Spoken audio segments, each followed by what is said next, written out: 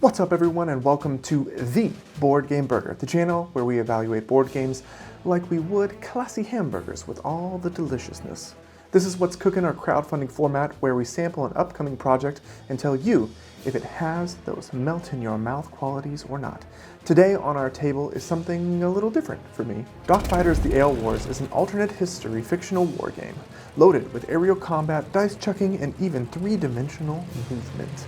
This game can be played solo, co-op, and in versus mode if you fancy an epic dogfight. In Dockfighters, players find themselves playing the role of squadron leaders orchestrating pilots ranging from green to full-fledged aces. It's just after the Great Depression and Germany has been broken up into many parts. Bavaria has left the Republic and claimed independence along with many other German states. One of the greatest markets of trade is, however, ale. In attempts to prevent inferior ale from flooding the market, words were said, shots were fired, and no one was willing to back down.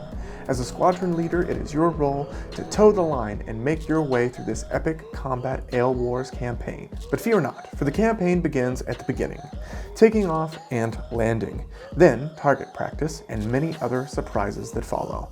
However, to begin this epic fight, one must have a squadron to lead. You will be given pilots of varying levels, names, and ranks. Their stats can increase throughout play. Planes also come with stat sheets that show their agility levels, top speed, and weapons.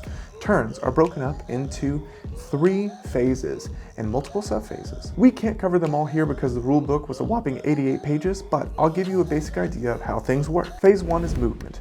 Vehicles move in the following order: ground targets, airships, then fighters and bombers, and dockfighters. The planes also move in order from least to most experienced.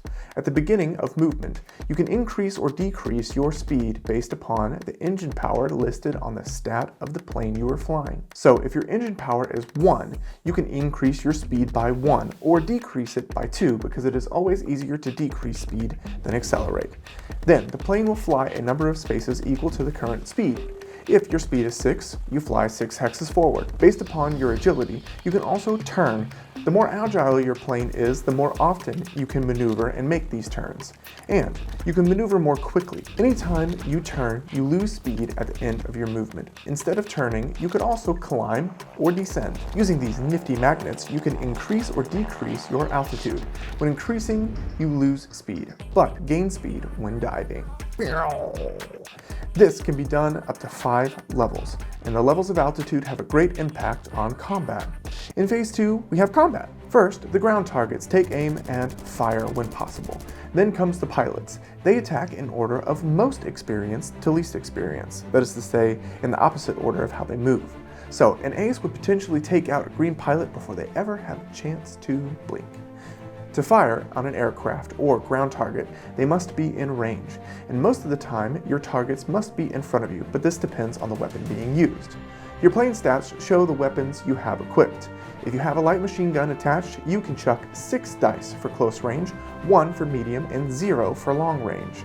Thus, the weapon is more effective at close range.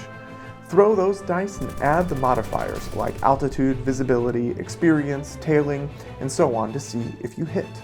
Take each die that was a hit and chuck it again to see if you create any damage. 6 is always a hit and creates some damage, and 1 is always a miss, regardless of the modifiers. Your plain stat sheet shows what you need in order to damage an opponent, not including the modifiers. The third phase is weather. Roll a d6, and if the result is a 1, the weather gets 1 grade better. If it's a 6, it gets 1 grade worse. The weather can range from clear skies to thunderstorms.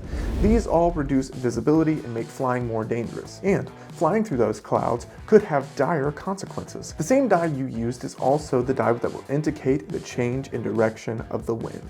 At the end of the weather phase, pass the initiative marker to the next player. Go through these steps until the mission is accomplished, failed, or you bested your opponent in that dogfight you were fighting out. Then follow the instructions in the campaign book. Your success or victory in the game is determined by fame points. At this time period, pilots are nothing without their egos, as it is the golden age of flying. They have real opportunity to become celebrities of their time. This is done by completing missions and, most importantly, by taking down other aircraft.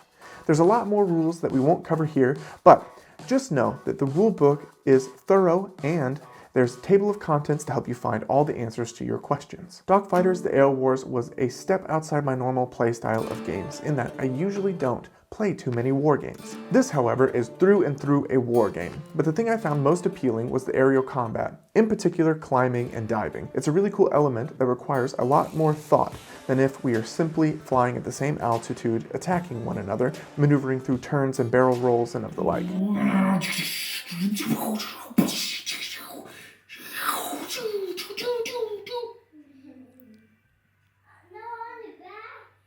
But it reminded me of playing the Red Baron. My dad is a retired Air Force vet, and we used to always go to the air shows together. It was awesome seeing him be able to name all of the airplanes by sight and the sounds that they made. I also remember us playing the flight simulator video games. He even had the cool control console that you would normally have in a plane hooked up to the computer. So I think that has stuck with me in a nostalgic way.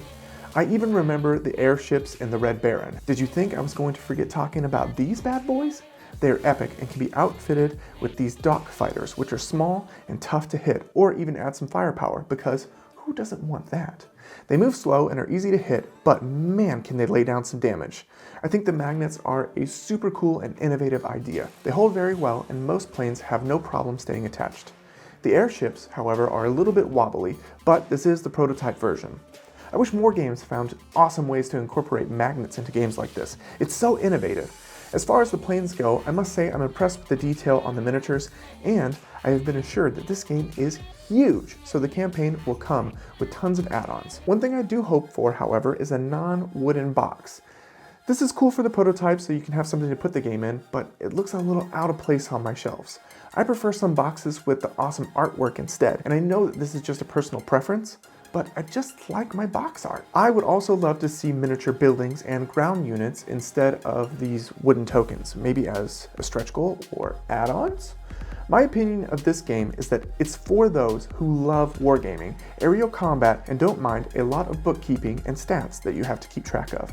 If you are a deep wargamer, I can absolutely recommend this game to you.